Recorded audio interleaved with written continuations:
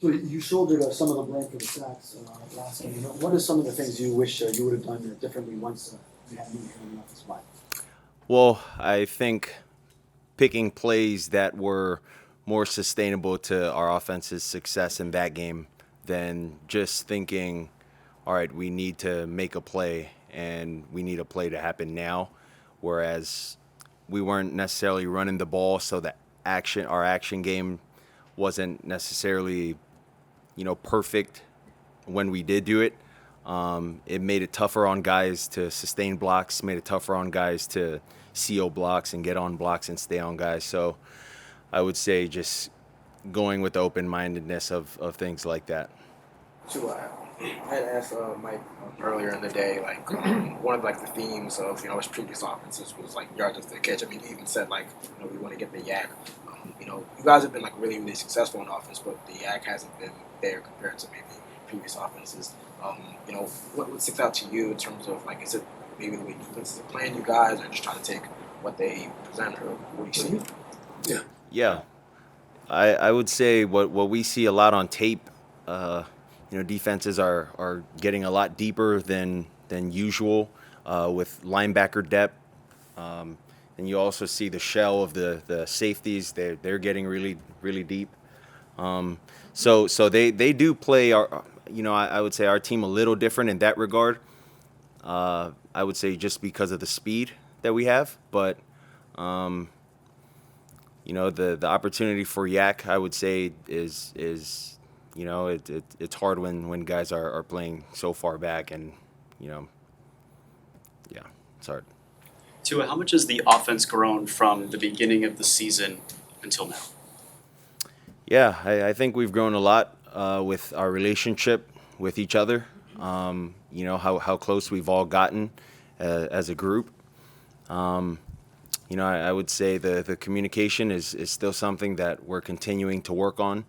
As a whole unit, with me getting the play into our guys, with our guys communicating up front what the blocking scheme is, to the tight ends making certain calls, the receivers understanding their assignments, and then it translates also to the passing game.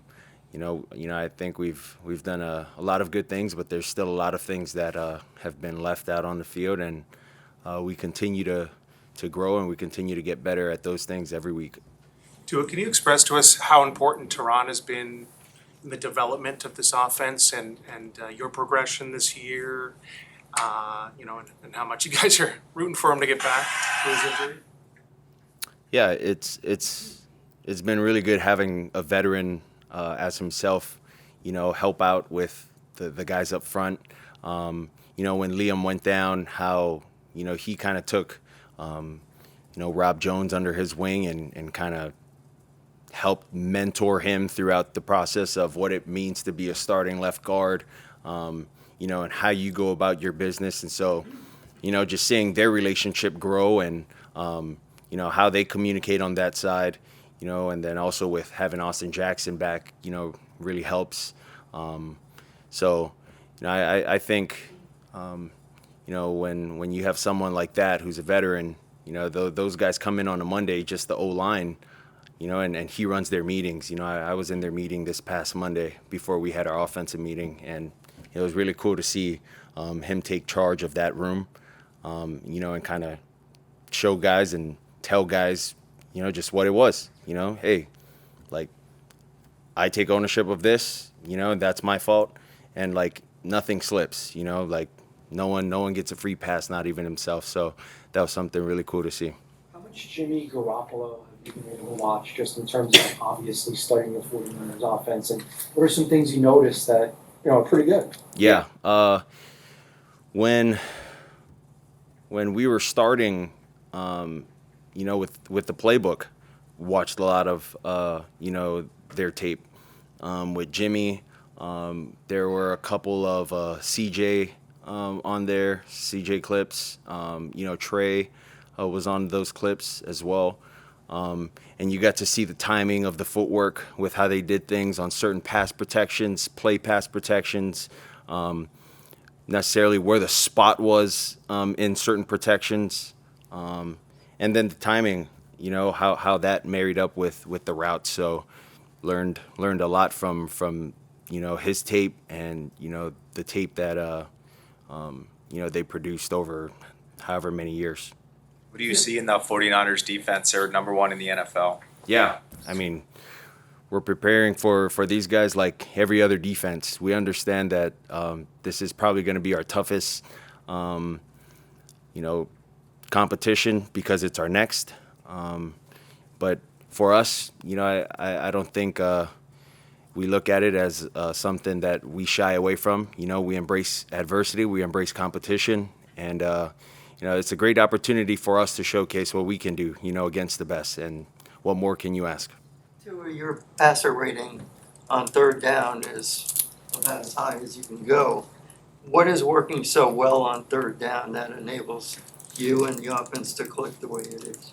Yeah, I would say first off our coaches, you know, the third down game plan that Bev and you know, a couple of the other coaches put together. I think they put us in great spots, and also being able to simplify some of the coverages for, you know, our guys when we go over our third downs. You know, whether it's 1, 2, 3 as far as coverages we'll see, or, you know, if it's one, then we're reacting to a zone. Whatever it may be, it makes it a lot easier when they can simplify it in those terms with the plays that we have, just so our guys can visualize and understand what I'm going to do versus man, what I'm going to do versus zone, and that's it, or vice versa. So what are some things that, some ways that you've noticed San Francisco use Hufanga, the safety, that makes him so special and so impactful? Yeah, you know, just kind of looking at his tape, I mean, you know, I watched a lot of Troy Polamalu when, you know, I was growing up, just because of him being a Poly brother as well. And then, you know, kind of seeing Talanoa's, you know, film, very similar, like very instinctive, very intuitive, like understands like what has to be done in their defense. Doesn't necessarily like do much as far as not trying to disguise, like really good at disguising if it's cover 4, if it's 3 weak, if it's 3 strong. And then when he has the pressure, like you can see it over and over again, like does a really good job listening to the cadence, you know, and trying to time things up in that sense. So, you know, we're gonna have to, you know, mix it up just so we give him a hard time to try to figure that out. But, you know, it's not just him that we have to worry about. You know, they got Dre Greenlaw. They also got number 54, who in my eyes is like a really really good ball player. You know, they got Bosa. I mean, they got dudes everywhere, you know, at every position. So it's going to be a great opportunity for us offensively to, you know, dial in on the details of our offense and execute them.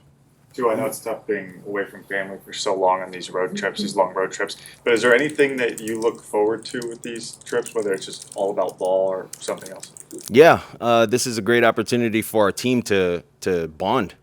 You know, we'll be out there and it'll just be us. And I would say as captains and, you know, with our leadership council group, you know, we don't think that it's necessary that when we do get downtime away from football, guys stay in their room or, you know, hey, I'm tired. Like, no, dude, like you can sleep when it's time for you to sleep. Like, let's get guys to go out. Like, let's do things with our guys. So whether that's finding a basketball game to go to, trying to find a box, trying to go rent out a movie theater, trying to go watch a baseball game, whatever that may be, Top Golf, I don't know. We'll try to find some things that we can do that'll help us, you know, get closer with our guys on this team. I know it's not this week, but finding out the Chargers game is in flex Sunday Night Football. What was your reaction to finding out you have another primetime game? And then also, what does that say about this team and what it's been able to accomplish thus far? Yeah, I would say speaks volumes that our game got flexed to the hard work that our team has put in. And it's starting to pay off. But we're focused on the game that we have to go out and play that this week, which is the Niners. So we'll focus on that and worry about next week.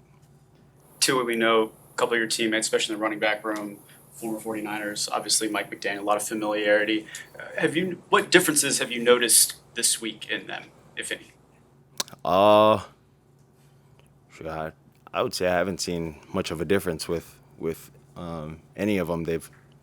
They've really been the same guys coming into work, wanting to work, and I haven't seen any changes really. Final question. Does that kind of surprise you that those guys can stay so level-headed when, obviously this will probably be emotional for them just to go back and see so many familiar faces?